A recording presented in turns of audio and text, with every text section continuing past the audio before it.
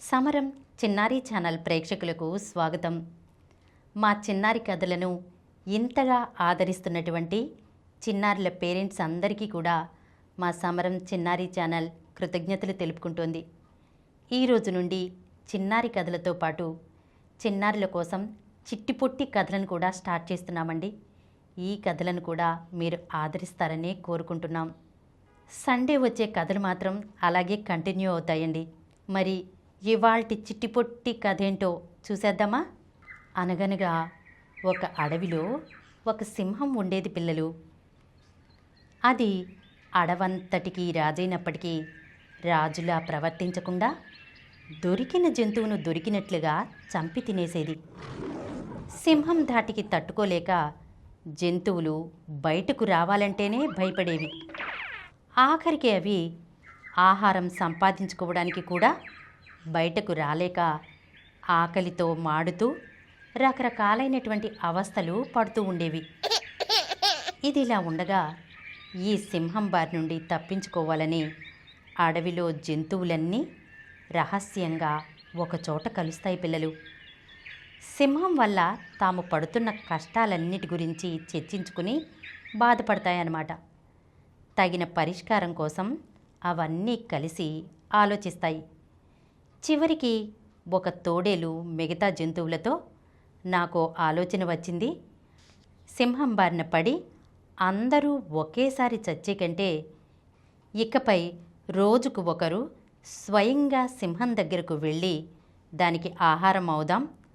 అప్పుడు అది దానికి ఇష్టం వచ్చినట్లు అడవిలో పడి అందర్నీ చంపదు. ఇకపై మన వంతు వచ్చేవరకైనా స్వేచ్ఛగా బ్రతకొచ్చు అంటుంది. తోడేలు మాటలకు జంతువులన్నీ అంగీకరిస్తాయి పిల్లలు. జంతువులన్నీ కలిసి తీసుకున్న నిర్ణయాన్ని తోడేలు సింహం దగ్గరికి వెళ్ళి చెప్తుంది. అప్పుడు సింహం తోడేలుతో, సరే, మీకు రాజును కాబట్టి మీరు చెప్పిన దానికి ఒప్పుకుని మీ మాటలను గౌరవిస్తున్నాను. ఒక్క విషయం గుర్తుంచుకోండి, ఏ రోజైనా నాకు ఆహారం రావడం ఆలస్యమైతే నేను ఊరుకునేది లేదు. మళ్ళీ మీ అందరి మీద పడి తినేస్తాను అంటుంది. సింహం మాటలకు తోడేలు సరేనని చెప్పి అక్కడి నుండి వెళ్ళిపోతుంది పిల్లలు. ఇక అప్పటి నుండి ప్రతిరోజు జంతువులలో ఏదో ఒక జంతువు సింహానికి ఆహారంగా వెళ్ళేవి. ఈసారి వంతు కుందేలుకు వస్తుంది పిల్లలు. ఈ కుందేలు చాలా తెలివైనది. దానికి సింహానికి ఆహారంగా వెళ్ళడం ఇష్టం లేదు. అంతేకాక అడవిలో తన తోటి జంతువులను అన్యాయంగా పొట్టన పెట్టుకుంటున్న సింహానికి ఎలాగైనా బుద్ధి చెప్పాలి అనుకుంటుంది. నెమ్మదిగా సింహం గుహను చేరుకుంటుంది కుందేలు. అప్పటికే ఆకలితో ఉన్న సింహం చాలా కోపంగా ఉంటుందన్నమాట. అక్కడికి వచ్చినటువంటి కుందేలుతో, ఏంటి ఆలస్యం? నేను మీ అందరికీ ముందే చెప్పాను, ఆలస్యమైతే ఊరుకోను అని అంటుందన్నమాట.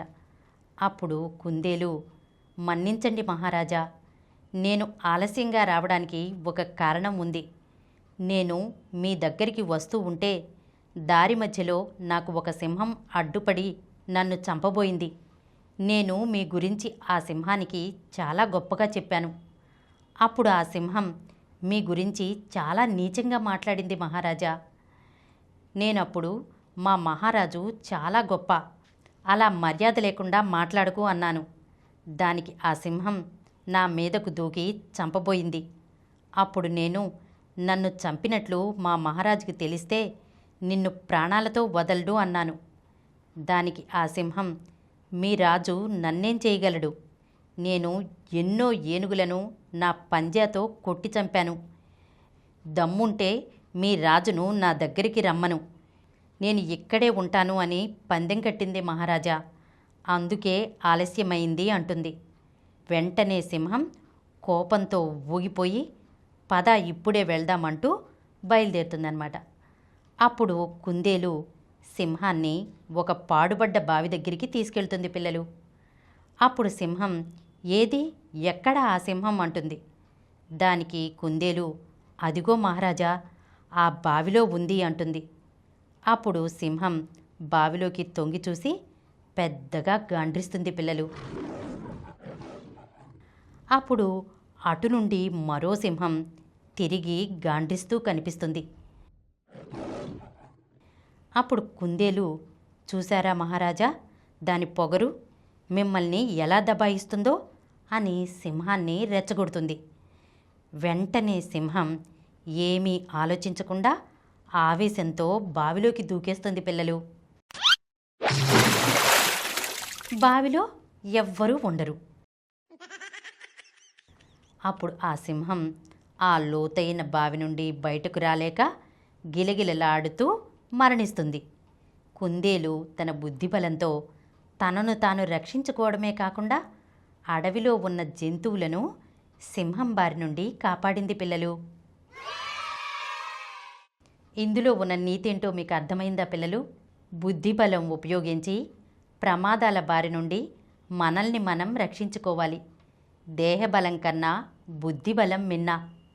ఇలాంటి మరొక చిట్టిపొట్టి కథతో వచ్చే ఎపిసోడ్లో కలుసుకుందాం. ఈ కార్యక్రమం మీకు ఎంతో నచ్చింది కదా. ఇటువంటి మరిన్ని వీడియోల కోసం అనతి కాలంలోనే 20 కోట్లకు పైగా వ్యూస్ సాధించిన సమరం ఛానల్ సమర్పించు సమరం చిన్నారి ఛానల్కు సబ్స్క్రైబ్ చేయండి, లైక్ చేయండి, మీ ఫ్రెండ్స్కి షేర్ చేయండి. అలాగే ప్రక్కనున్న గంట సింబల్ని ప్రెస్ చేయడం మర్చిపోకండి.